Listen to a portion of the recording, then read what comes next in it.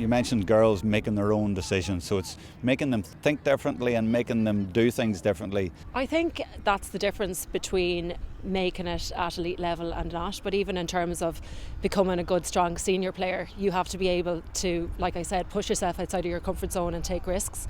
And, you know, to do that, you need the support of your teammates, so you need encouragement to do that.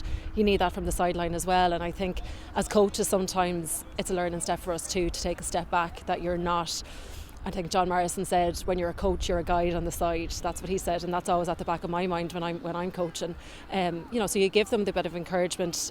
You have to think a lot about the feedback you give. So what's the point? Why are you giving this feedback? Is there a reason, or is it just more noise on the sideline? So it's very important, I think, as a coach, to take a step back, let girls figure it out for themselves, and then step in at the right time and just say, you know, when you did that, tell me your thought process behind that, and then you can work from there, being like, how about if you tried this, or what about next time if you tried that? I think the power of language and communication and the feedback you give is so important.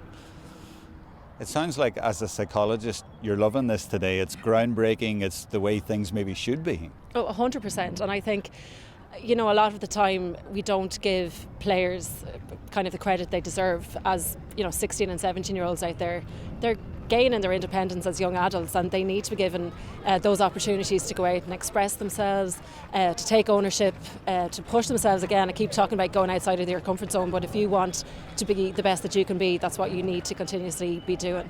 So is this a way of keeping girls in the game longer and keeping more girls in the game longer? 100%. And I think, you know, success at the end of the day, you know, as a coach, is success for you winning, or is it keeping girls involved? And I think, for my own personal philosophy as a coach, you want to keep girls playing as long as you can keep them playing. And I think under 17 particularly is one of those age groups where you see the drop off. And even just having events like this today, there isn't, you know, an elite focus on it, but you're encouraging players to make friendships, make connections. I see even, you know, border counties here, and they know each other from school, and you know, they're chatting to each other. So that social side of things is so important.